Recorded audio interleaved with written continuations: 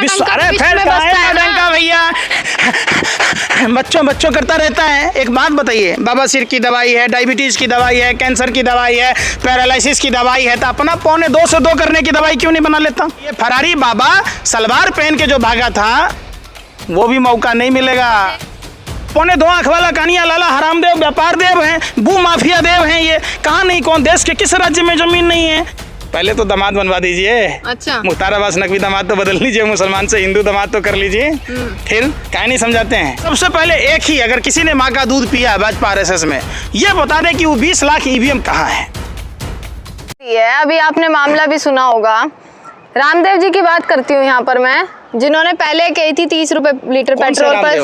रामदेव बाबा विश्व गुरु में डंका बजता है। साधु के बेस में लुटेरे हैं देश में। साधु संत का मतलब होता है व्यापार करना।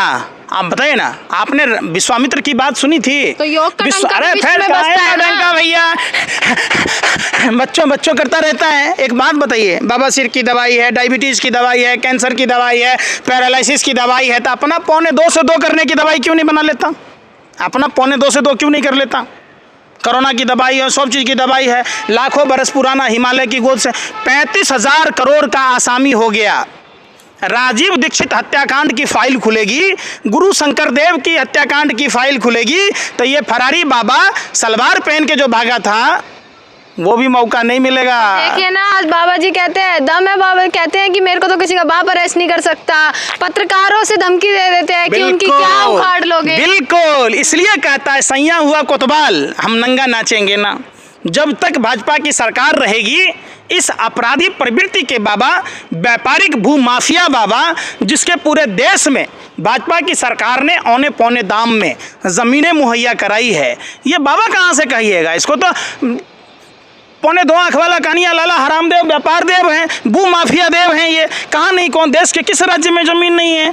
ज़मीन उसको दिया जाना चाहिए जो अस्पताल बनाए, जो स्कूल बनाए, तो तब तो कोई बात है। व्यापार करेंगे ये हैं, लोन इनका माफ़ कर दिया जाएगा देश के जनता के टैक्स के पैसे से। लाल चंदन का स्मगलिंग ये करेंगे, शहद में चीनी मिलाकर ये बेचेंगे, गाय के मूत्र को धर्म के नाम पर ये बेचेंगे। फिर भी योग गुरु विश्व में डंका बजा देते हैं। फिर भी पतंजलि और स्वदेशी के नाम पर। तो लीजिए, पोस्ट ऑफिस में इनके उत्पाद बिक रहे थे, किसके आदेश से बिक रहा था? पोस्ट ऑफिस में रामदेव का सामान कैसे बिकेगा?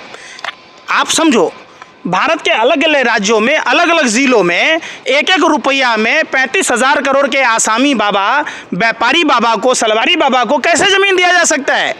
आप बताओ ना। आप हमें उनका पैसा, रुचि सोया गोल्ड का पैसा बट्टे में क्यों माफ़ कर दिया जाएगा? बताओ, किसानों के माफ़ करने के लिए पैसा नहीं है, बच्चों के स्कूल के फीस माफ़ करने के लिए पैसे नहीं है, लेकिन रामदेव का माफ़ कर दोगे?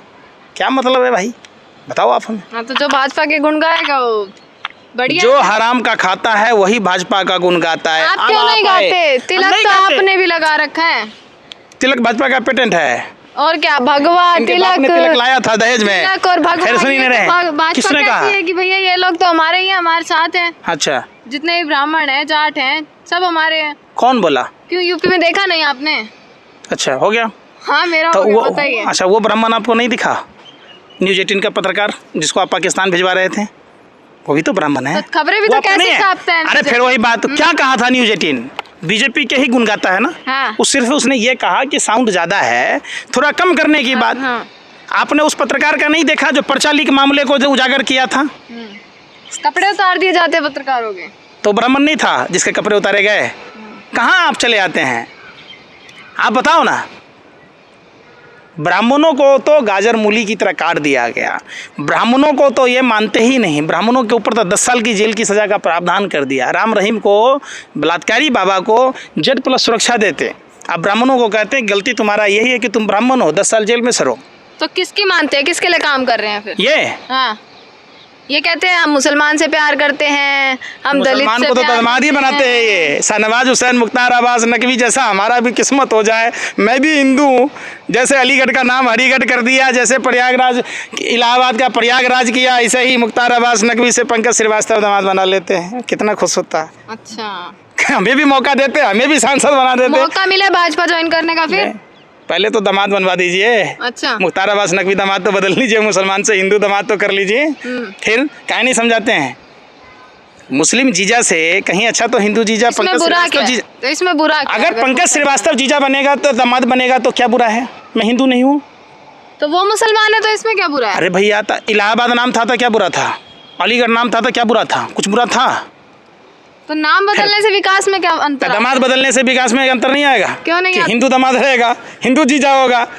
कहाँ आप लोग पत्रकारिता करते हैं? कुछ तो सीखिए।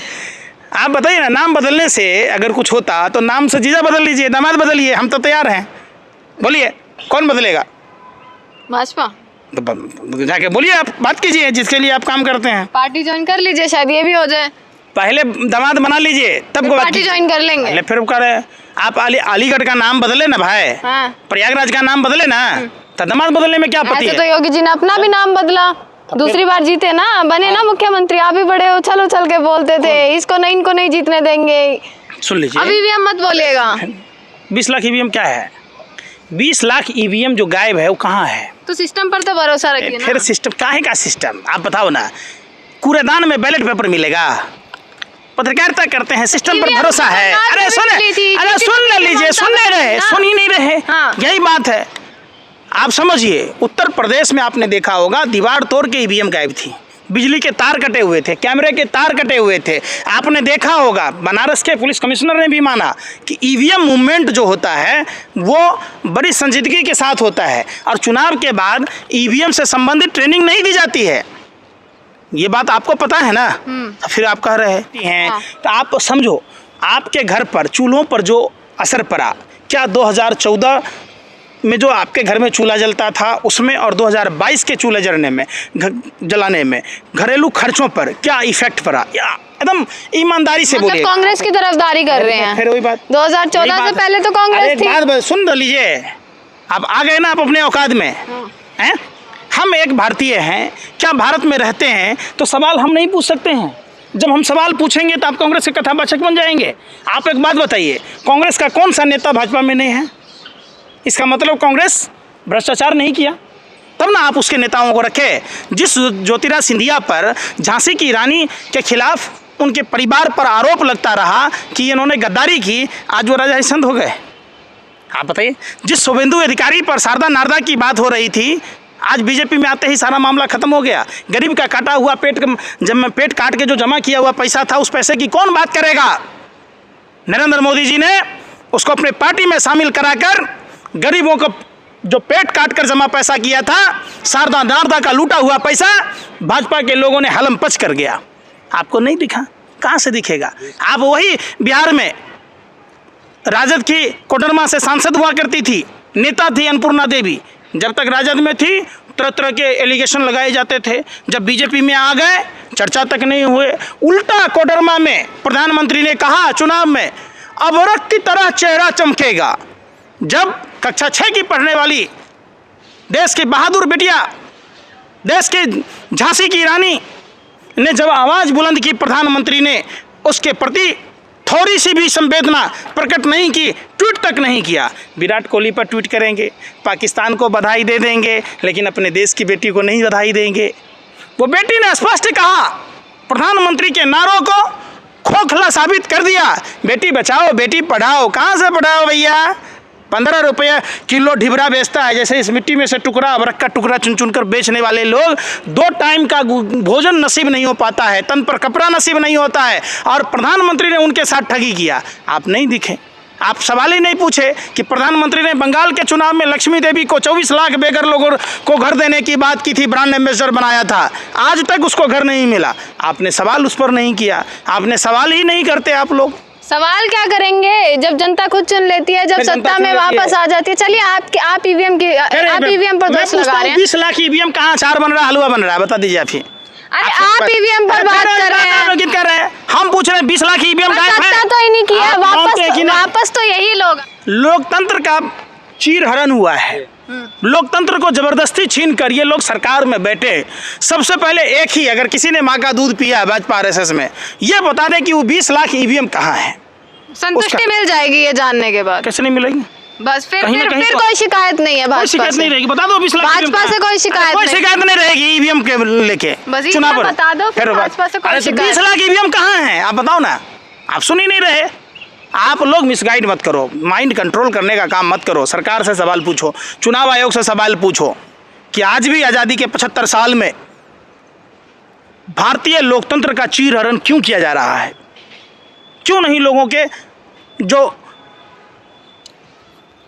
इच्छा है उस इच्छा के अनुरूप वोटिंग करने का अधिकार है?